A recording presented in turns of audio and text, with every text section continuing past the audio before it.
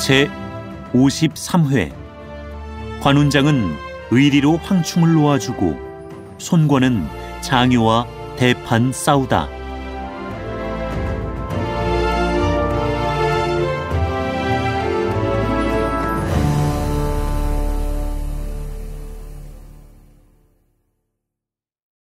이때 공명이 장비를 보고 전에 자룡이 계양군을 취할 때도 굴령장을 두고 갔었으니 오늘 익덕도 무릉을 치러 가겠으면 굴령장을 들여놓은 다음에 군사를 거느리고 가야겠소 하고 말해서 장비는 굴령장을 둔 다음에 흔연히 군사 3,000명을 거느리고 밤도와 무릉 경계를 향해 나아갔다. 한편 무릉 태수 김선은 장비가 군사를 거느리고 이르렀다는 말을 듣자 즉시 장교들을 모아 군사와 병장기를 정돈하여 성에서 나가 싸우려 했다. 이를 보고 종사 공지가 나서서 간했다. 유현덕은 한 황실의 황숙으로 인이가 천하를 덮었고 거기다 또 장익덕은 용맹이 비상해서 대적할 수 없으니 아무래도 항복을 청하느니만 못할까 합니다. 김선은 크게 노하여 내가 적과 내통에 내란을 일으키려 하는가 하고 무사에게 호령해서 끌어내 목을 베라고 했다. 여러 관원이 모두 나서서 먼저 집안 사람을 베는 것은 군사에게 이롭지 않습니다 하고 간하여 김선은 공지를 꾸짖어 물리친 다음 옴소 군사를 거느리고 나갔는데 성박 20리에서 장비와 만났다. 장비가 창을 꼬나잡고 말을 세우고 큰 소리로 김선을 꾸짖었다. 김선은 부장들을 보고 물었다. 누가 감히 나가서 싸울 것인가? 모두 두려워하며 선뜻 나가려는 자가 없었다. 김선은 몸소 말을 달려 칼을 휘두르며 싸우러 나갔다. 그러나 장비가 한 번 크게 호통치니 흡사 벼락치는 듯한 소리라 김선은 그만 질겁해서 칼을 써보지 못하고 말머리를 돌려 달아났다. 장비는 군사들을 이끌고 그 뒤를 쫓아오며 몰아쳤다. 김선은 그대로 달려 성 아래 이르렀는데 이때 성 위에서 아래를 바라보고 어지러이 화살을 쏘았다. 깜짝 놀라 올려다보니 공지가 성 위에 나와 서서 호통친다. 내가 천시에 순응치 않고 스스로 패망하는 길을 취하기에 내가 백성들과 함께 유씨에게 항복하는 것이다. 그 말을 채 끝내기도 전에 공지가 김선의 얼굴을 향해 화살을 쏘아 맞춰 그를 말 아래로 떨어뜨렸다. 군사가 선뜻 그 머리를 베다 장비에게 바치자 공지는 성에서 나와 항복을 청했다. 장비가 공지에게 명하여 인수를 가지고 계양으로 가서 현덕을 만나보게 했더니 현덕은 크게 기뻐하며 공지에게 김선의 벼슬을 대신하게 했다. 현덕이 친히 무릉에 이르러 백성들을 안무하고 나서 운장에게 글을 보냈는데 익덕과 자룡이 다 각기 고을 하나씩을 공략했다고 했다. 그랬더니 운장에게서 답서가 왔는데 듣자니 장사를 아직 취하지 않으셨다고 하니 만일에 형님께서 이 아우를 재주없다 아니하시거든 관모로 하여금 이 공로를 세우게 해주셨으면 심히 좋겠습니다 하고 청하는 내용이었다. 현덕은 크게 기뻐하며 밤도와 장비를 보내서 운장 대신 형주를 지키고 있게 하고 운장을 불러다가 장사를 취하게 했다. 운장이 이르러 현덕과 공명을 배웠다. 공명이 관운장에게 말했다. 자룡이 계양을 취하고 익덕이 무릉을 취하는데 모두 3,000명씩 거느리고 갔었소.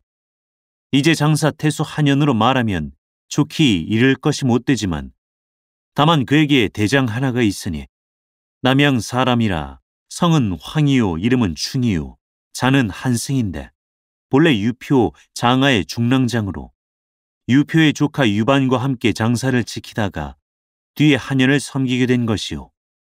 그가 지금 나이는 비록 60에 가까우나 많은 사람으로도 당해낼 수 없는 용맹 만부 부당 지용이 있어서 우습게 볼 것이 아니니 운장이 가시려거든 군마를 많이 데리고 가야만 하오. 어찌하여 군사께서는 다른 사람의 얘기는 돋워주시며 자신의 위풍은 누르십니까? 그까짓 일개 노조를 좋게 들어 말할 것이 있습니까? 관모는 3,000명의 군사도 쓸 것 없이 단지 수하의 500명 도수만 데리고 가서 황충과 한현의 머리를 베어다 휘하에 바치겠습니다. 현덕이 굳이 만류했건만 종래에 그는 듣지 않고 오직 도수 500명만을 거느리고 떠나갔다. 공명이 현덕을 보고 운장이 황충을 우습게 보니 혹시 실수나 있을까 두렵습니다. 주공께서 가셔서 적응해 주시지요. 하고 말하여 현덕은 뒤따라 군사를 거느리고 장사를 바라고 나아갔다. 본래 장사태수 한현은 평소 성미가 급해서 사람 죽이기를 예사로 하는 까닭에 모두 그를 미워해 오던 터였다. 이때 운장의 군사가 온다는 말을 듣고 즉시 노장 황충을 불러서 의논하니 황충이 주공은 아무 염려 마십시오. 제게 칼이 있고 활이 있으니 1,000명이 오면 1,000명이 죽습니다. 라고 말했다. 원래 황충은 능히 두 사람이 다룰 수 있는 강궁을 혼자 다뤄서 백발백중했다. 그러나 그의 말이 미처 끝나기 전에 계하에서 한 사람이 선뜻 나섰다. 구태여 노장군께서 나가 싸우실 것도 없이 내 손으로 반드시 관모를 사로잡아 오겠소이다. 한현이 보니 곧 관군 교위 양령이다. 한현이 크게 기뻐하며 그에게 군사 1,000명을 거느리고 나아가게 했다. 50리 정도 가서 바라보니 티끌이 자욱하게 일어나는 곳에 운장의 군마가 벌써 들어오고 있었다. 양령은 창을 꼬나잡고 말을 내어 진전에 나가서 욕을 퍼부으며 싸움을 걸었다. 운장은 대로하여 아무 대꾸 않고 말을 달려 칼을 휘두르며 양령에게로 덮쳐왔다. 양령이 창을 꼬나잡고 나와서 맞았으나 새 합이 못되어 운장의 손이 한 번 번뜩하자 말 아래로 거꾸러졌다. 운장은 폐병을 몰아치며 성 아래까지 지쳐 들어갔다. 한현은 이 말을 듣고 소스라치게 놀라 즉시 황충으로 하여금 나가서 싸우게 하고 자기는 몸소 성 위로 올라가 바라보았다. 황충은 칼을 들고 말을 몰아 100마병을 거느리고 나는 듯이 조교를 건넜다. 운장은 늙은 장수 하나가 말을 달려서 나오는 것을 보자 바로 황충인 줄 짐작하고 500명 도수를 일자로 버려놓고 칼을 비껴잡고 말을 세운 다음에 물었다. 오는 장수가 황충이 아닌가? 내 이름을 알면서 어찌 감히 내 경계를 범하는가? 특별히 내 머리를 취하러 온 것이다. 수작을 마치자 두 필말은 서로 어울렸다. 그러나 100여 합을 싸워도 승부가 나지 않았다. 한현은 황충에게 실수가 있을까 두려워 징을 쳐서 군사를 거뒀다. 황충이 군사를 수습해 성으로 들어가자 운장도 군사를 뒤로 물려 성에서 10리 떨어진 곳에 영체를 세우고 속으로 생각했다. 노장 황충이라더니 과연 듣던 바와 같구나. 100합을 싸워도 전혀 흠이 없구나. 내일은 내 반드시 타도계를 써서 뒤로 찍어 이겨야겠다. 이튿날 조반을 먹고 나자 운장은 또 성 아래로 가서 싸움을 걸었다. 한현이 성 위에 앉아서 황충을 시켜 말을 타고 나가게 했다.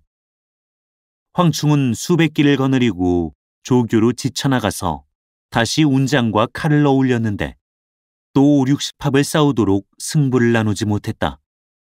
양편 군사가 일제히 갈치하며 북소리가 한창 급할 때 운장이 갑자기 말머리를 돌리며 달아나서 황충이 그 뒤를 쫓았다. 그러나 운장이 바야흐로 타도계를 써서 찍으려 할 때 등 뒤에서 난데없는 소리가 쿵 하고 울렸다. 급히 머리를 돌려 살펴보니 황충이 탄 말이 앞발굽을 꿇고 넘어지는 통에 그가 땅에 굴러떨어져 있는 것이다. 운장은 급히 말을 돌려 세우며 두 손으로 칼을 축혀들고 소리를 가다듬어 호령했다. 내가 특별히 목숨을 살려주는 터이니 빨리 말을 갈아타고 와서 다시 싸우도록 해라.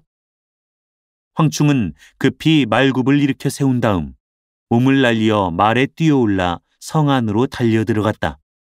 한현이 놀라서 연고를 묻자 황충이 말한다. 이 말이 오랫동안 싸움터에 나가질 않아서 이런 실수를 했소이다. 그대의 화살이 백발백중인데 왜 활을 쏘지 않는가? 내일 다시 싸우거든 꼭 거짓 배해 조교까지 끌어들여 쏘겠소이다. 한여는 자기가 타는 청마 한 피를 황충에게 내어주었다. 황충은 살해하고 물러나오며 속으로 생각했다. 운장의 그런 의기는 세상에 다시 없겠다.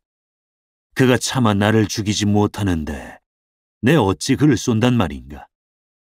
그러나 만약에 쏘지 않았다가는 또 장령을 어기게 되겠으니 그것도 근심이구나. 이날 밤에 그는 이렇듯 주저하는 마음에 생각을 정하지 못했다. 이튿날 날이 밝자 한 사람이 고아돼 운장이 와서 싸움을 건다고 한다. 황충은 군사를 거느리고 성에서 나갔다. 운장은 이틀 동안 황충과 싸웠건만 이기지 못한지라 초조해서 무서운 기세로 황충과 싸우는데 30여 합이 못 되어 황충이 거짓 패에서 달아나므로 그 뒤를 쫓았다. 황충은 운장이 어제 자기를 죽이지 않은 은혜를 생각해서 차마 쏘지 못하고 칼을 허리에 띠고 빈 활을 건성으로 다뤄서 시위 소리를 냈다. 운장이 급히 몸을 한편으로 틀어서 피했으나 화살이 보이지 않아 그대로 뒤를 쫓았다. 황충은 또 빈 활을 쏘았다. 운장은 급히 몸을 틀어서 또 피했다. 그러나 역시 화살은 없었다.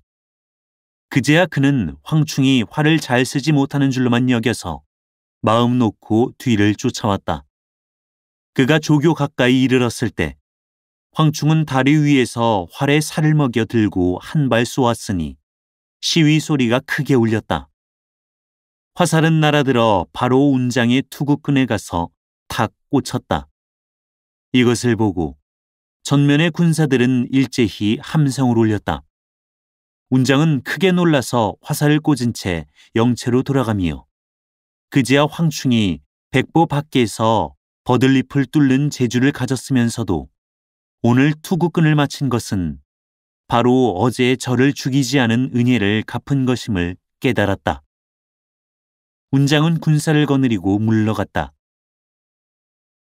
한편 황충이 돌아와 성 위로 올라가서 한현에게 가니 한현이 곧 좌우를 꾸짖어 황충을 잡아내리라고 했다. 나는 아무 죄도 없소이다. 황충이 외쳤으나 한현은 발끝 노에서 내가 사흘을 두고 보았는데 그대가 어찌 감히 나를 속이려 드느냐. 그대가 그저께는 힘을 다해서 싸우지 않았으니 반드시 사심을 둔 것이오. 어제는 말이 쓰러졌는데 그가 그대를 죽이지 않았으니 서로 짠 것이 분명하고 오늘은 또 그대가 두 차례나 활 시위만 건성으로 쏜 끝에 세 번째로 화살을 먹여 쏘았다는 것이 겨우 저편의 투구끈을 마친 데 그쳤으니 어찌 이것이 안팎으로 서로 짠 것이 아니란 말이냐. 그대를 참하지 않았다가는 필연 후환이 되고 말 것이다. 라고 말하고 도부수에게 성문 밖으로 끌어내 참하라고 했다. 여러 장수가 그를 위해 용서를 빌고자 했으나 한현이 누구든지 황충을 위해서 비는 자가 있으면 다 같은 죄로 다스려 벌하겠다. 라고 해서 아무도 나서지 못했다. 도부수들이 황충을 끌고 문 밖으로 나가 막 칼을 들어 목을 치려는 순간 호련 한 장수가 칼을 휘두르며 달려들어 도부수를 찍어 죽이고 황충을 붙들어 일으킨 다음 큰 소리로 외쳤다. 황 한승은 곧 장사의 보장인데 지금 한승을 죽이는 것은 바로 장사 백성들을 죽이는 것이다. 한여는 사람이 잔악하고 인재들을 홀대하니 다 같이 나서서 죽여야 마땅하다. 나를 따르고자 하는 자는 다 오너라. 모두 그 사람을 쳐다보니 얼굴은 무르익은 대추빛이요 눈은 샛별 같다. 그는 곧 의양의 위연이다. 위연이 양양에서 유현덕을 따라가려다 가지 못하고 한연에게로 와서 몸을 의탁했던 것인데 한연이 그의 오만무례한 것을 좋지 않게 봐서 중히 써주려 하지 않았던 까닭에 불우하게 지내왔다. 이날 위연이 황충을 구하고 백성들을 선동해 함께 한연을 죽이려 하여 팔을 걷어 올리고 한 번 부르니 따라 나서는 자가 수백여 명이었다. 황충은 그들을 말리지 못했다. 위연은 그 길로 성 위로 뛰어 올라가서 한 칼에 한연을 베어 두 동강 낸 다음 그 머리를 들고 말에 올랐다. 그는 백성들을 데리고 성에서 나가 운장에게 항복을 청했다. 운장은 크게 기뻐하며 성에 들어가서 백성들을 안무한 다음 황충에게 서로 만나기를 청했다. 그러나 황충은 병을 핑계로 나오지 않았다. 운장은 즉시 사람을 보내서 현덕과 공명을 청해오게 했다. 한편 현덕은 운장이 장사를 취하러 가자 공명과 함께 그 뒤를 따라 인마를 재촉하여 접응하러 나갔다. 한창 가는 중에 문득 청기가 거꾸로 말리고 까마귀 한 마리가 북에서 남쪽으로 날며 연달아 3번을 울고 간다. 현덕이 이게 대체 무슨 징조요? 하고 묻자 공명은 마상에서 소매로 점괘를 짚어보고 장사는 이미 얻었고 또 주공께서는 대장을 얻으셨는데 오시 후에 자세한 것을 아시게 될 것입니다. 하고 대답했다. 그로부터 얼마 지나지 않아 한 군사가 나는 듯이 달려와서 고했다. 관장군이 장사군과 항장 황충 위원을 얻고서 주공께서 오시기만 기다리고 있습니다. 현덕은 크게 기뻐하며 장사로 들어갔다. 운장은 그를 대청으로 맞아들인 다음에 황충의 일을 갖추어 이야기했다. 현덕이 황충의 집으로 몸소 찾아가서 보기를 청하니 황충은 이제야 나와서 항복하고 한연의 시체를 거두어서 장사의 동쪽 들에 장사 지내주기를 청했다. 후세 사람이 황충을 칭찬해서 지은 시가 있다. 장군의 높은 기계에 하늘에 닿았건만 백발이 다 되도록 한남에서 고냈구나.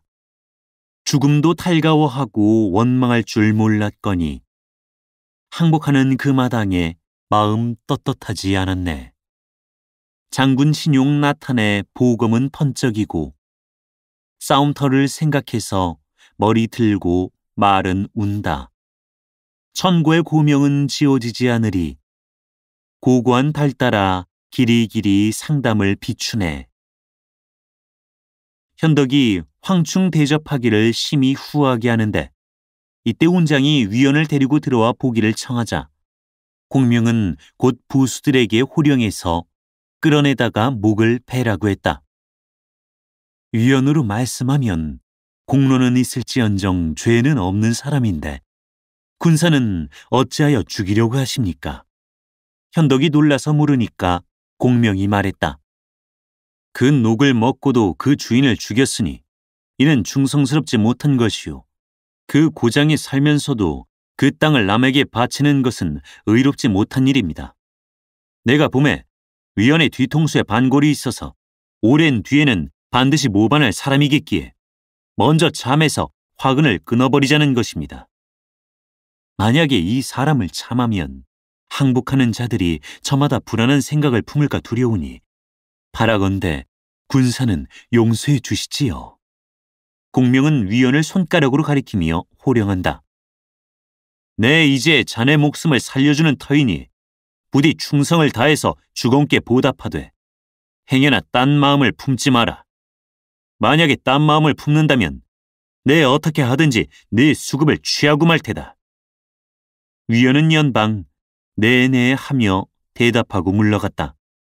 황충이 당시 유현에서 한가히 지내고 있는 유표의 조카 유반을 천거해서 현덕은 그를 데려다 장사군을 맡아 다스리게 했다. 사군을 다 평정하고 나자 현덕은 회군하여 형주로 돌아와 유광구를 고쳐 공하니라 했다. 이로부터 전량이 넉넉하고 어진 선비들이 그에게로 돌아오니 현덕은 군마를 나누어 각 처에 구해 주둔하게 했다. 이때 주유는 시상으로 돌아가 병을 조리하며 감령으로는 파릉군을 지키게 하고 능통으로는 한양군을 지켜 두 곳에 전선을 벌여놓고 영을 기다리도록 했으며 그 나머지 장병들을 정보도로 인솔하여 합비현으로 가 있으라 했다. 원래 손권은 적벽 싸움에 크게 이긴 뒤로 오랫동안 합비에서 조조 군사와 교전하여 대소 10여 차례 싸움에 아직 승부를 결정하지 못하고 있었다. 그래서 감히 성 가까이 영체를 세우지 못하고 50리 밖의 군사를 주둔하던 중에 정보와 군사가 온다는 말을 듣고 크게 기뻐하며 군사들을 위로하러 영체에서 나왔다. 그러자 노자경이 먼저 온다는 통지가 있어서 손권이 곧 말에서 내려 기다렸다. 노숙은 황망히 말에서 뛰어내려 예를 올렸다. 여러 장수는 손권이 이처럼 노숙을 대접하는 것을 보고 다들 크게 놀랐다. 손권은 노숙을 말에 오르게 하고 말머리를 가지런히 하여 가면서 가만히 물었다. 내가 말에서 내려맞은 것이 공에게 영광이 되겠소? 못 됩니다. 그러면 어떻게 해야만 영광이 되오? 바라건대 명공의 위덕이 사해를 덮으시고 구주를 총괄하여 마침내 제업을 이루셔서 제 이름을 죽백에 오르게 해주십시오. 그래야만 비로소 영광이 되겠습니다. 손권은 손뼉을 치고 크게 웃으며 장중으로 돌아가 크게 연석을 베풀러 승전한 장병들의 수고를 위로하고 합비를 깨뜨릴 계책을 의논했다. 이때 호련 고하되 장효가 사람을 시켜서 전설을 보내왔다고 한다. 손권은 그를 보자 크게 노하여 장효가 나를 너무 업신여기는구나. 정보의 군사가 왔다는 말을 듣고 네가 짐짓 사람을 보내서 싸움을 건다만 내일은 내가 새 군사는 쓰지 않고 나가서 한바탕 크게 싸울 테니 두고 보아라. 하고 이날 밤 오경에 3군이 영체를 나서서 합비를 바라고 나아가게 했다. 진시를 전후해서 군마가 길을 반쯤 갔을 때 조조 군사가 들이닥쳐서 양편이 진세를 벌였다. 손권이 금투구를 쓰고 금갑옷을 입고 말을 타고 나서니 좌편에 송겸, 우편에 가화 두 장수가 방천 화극을 꼬나잡고 호위했다. 북소리가 3번 울리고 나자 조군 진중의 문기가 양쪽으로 열리더니 대장 셋이 장속을 어미하고 진 앞에 나서는데 중앙은 장유요, 좌편은 이전이요, 우편은 악진이다. 장유가 말을 몰아서 앞으로 나오며 손권과 단둘이서 싸움을 결단해 보자고 끌어서 손권이 창을 들고 몸소 나가 싸우려 할 때 진문 안에서 한 장수가 창을 꼬나잡고 풍우같이 말을 먼저 내다르니 그는 곧 태사자다. 장유가 칼을 휘두르며 그를 맞는다. 두 장수가 서로 싸우기를 7, 80 합이 되도록 승부를 내지 못했다. 이때 조군 진상에서 이전이 악진을 보고 저 맞은편에 금투구를 쓴 자가 손권일세. 만약 손권을 사로잡고 보면 좋기 83만 대군의 원수를 갚는다고 할 수 있겠지. 하고 말을 걸었다. 그 말이 채 끝나기 전에 악진이 필마로 칼을 휘두르며 손권을 겨누고 달려들어갔다. 그 기세는 흡사 한 줄기 번개와도 같았다. 나는 듯 손권의 앞으로 뛰어들면서 손이 번쩍 칼을 획 내려치는 순간에 송겸과 가화는 급히 화극을 들어서 내려오는 칼을 막았다. 그러자 칼이 떨어지며 두 자루 화극이 일시에 동강이 나서 두 사람은 화극자루만 가지고 말의 머리를 두들겼다. 악진이 말을 돌리자 송겸은 군사 수중에서 창을 빼앗아 들고 그 뒤를 쫓았다. 이것을 보고 이전이 시위의 살을 먹여들고 송겸의 가슴 한복판을 겨누고 쏘니 시위 소리와 함께 손겸이 말 아래로 떨어졌다. 태사자는 등 뒤에서 누가 낙마하는 것을 보고는 장유를 버리고 본진으로 돌아갔다. 장유는 승세를 타서 그 뒤를 몰아쳤다. 동호 군사들이 크게 어지러워 사면으로 흩어져서 달아난다. 장유는 손권을 바라고 말을 몰아 뒤를 쫓았다. 그러나 거의 다 잡게 된 순간 한옆으로 일지군이 내다르니 앞장선 대장은 곧 정보다. 정보가 길을 끊고 한바탕 크게 싸워 손권을 구하니 장유는 군사를 걷어 합비로 돌아가 버렸다. 정보가 손권을 보호하여 대체로 돌아오자 패군이 속속 영체로 돌아왔다. 손권은 손겸이 죽은 것을 생각하고 목을 놓아 통곡했다. 장사 장경이 나서서 말했다. 주공께서 장하신 기운만 믿고 대적을 우습게 보시니 온 군 중에 한심하게 생각지 않는 자가 없사옵니다.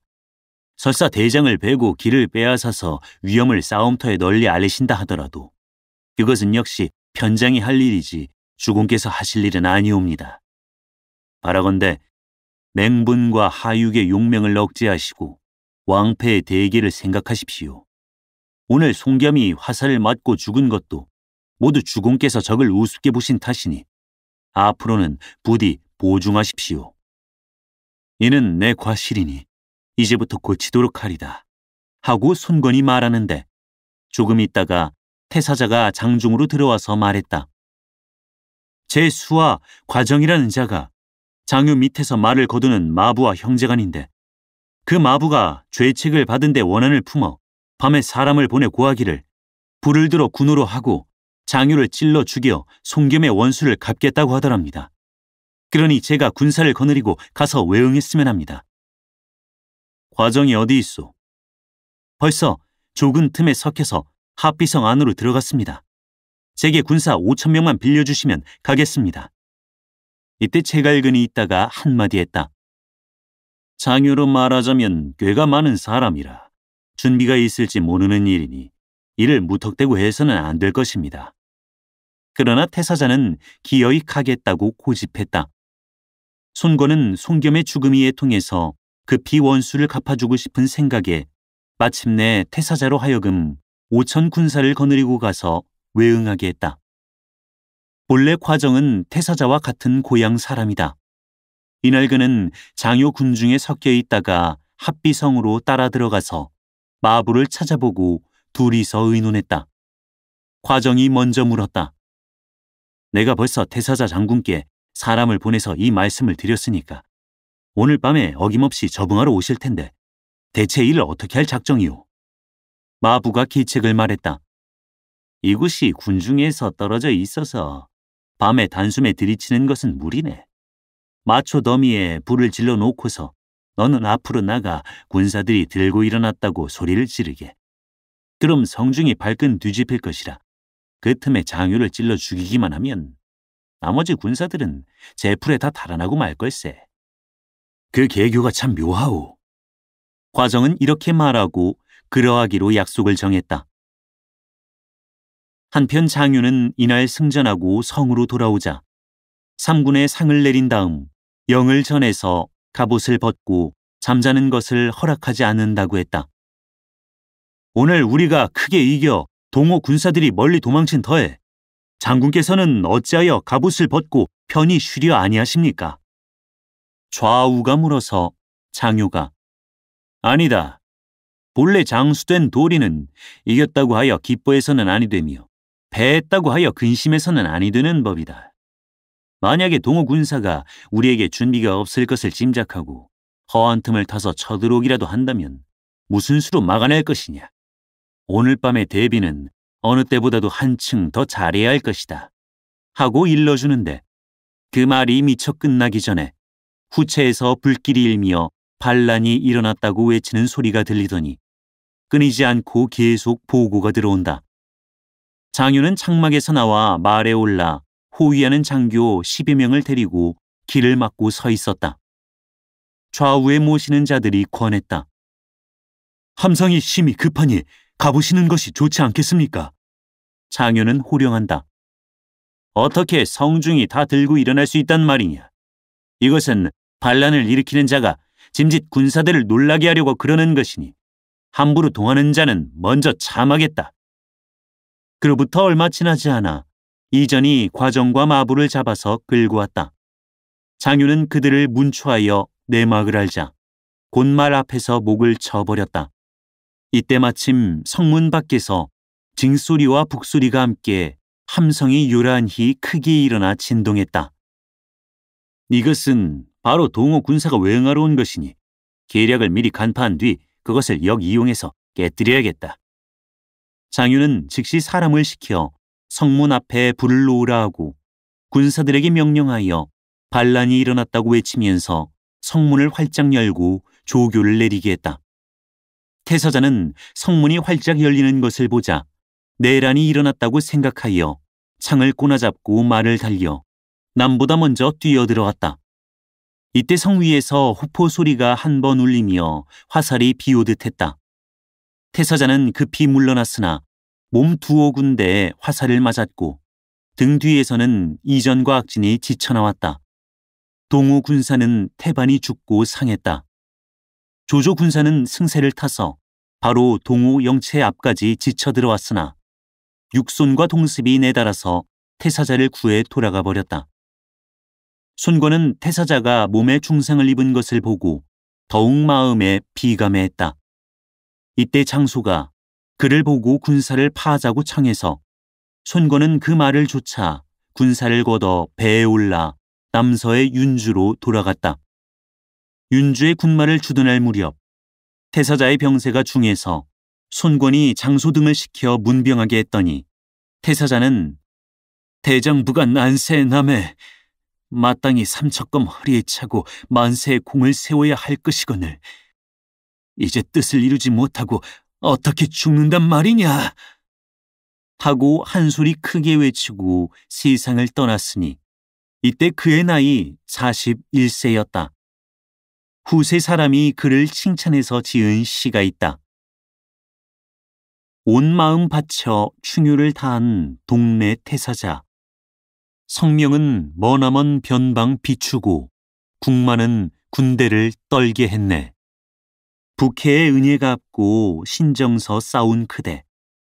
임종시 남긴 장한 말이 천고의 한결같이 사람을 울리누나. 손권은 태사자가 죽었다는 말을 듣고 슬퍼하기를 마지 않으며 남서 북고산 아래에 후히 장사 지내주고 그 아들 태사형을 부중에서 거두어 기르게 했다.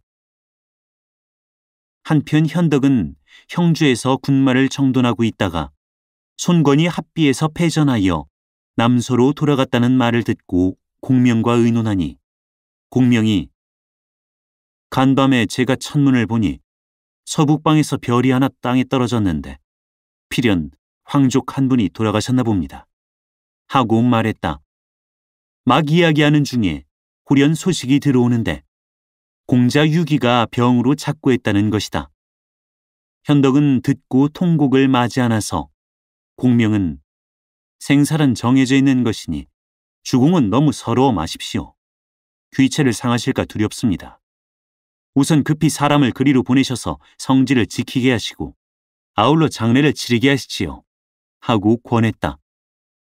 누구를 보냈으면 좋겠소? 운장이 아니면 안 됩니다.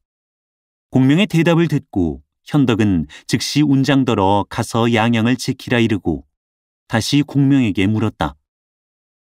이제 유기가 죽었으니 동호에서 필연 형주를 찾으러 오겠는데 어떻게 대답하면 좋겠습니까? 만약에 사람이 온다면 제게 대답할 말이 있습니다. 그로부터 보름이 지나 사람이 고하되 동호에서 노숙이 조상차 왔다고 한다. 먼저 내 편에서 계책을 정해놓고 동호 사신 오기만 기다린다. 공명이 어떻게 대답할 것인고 다음 회를 보라. 사단법인 올제 제자 낭독 공준호 번역 연변인민출판 삼국지 번역팀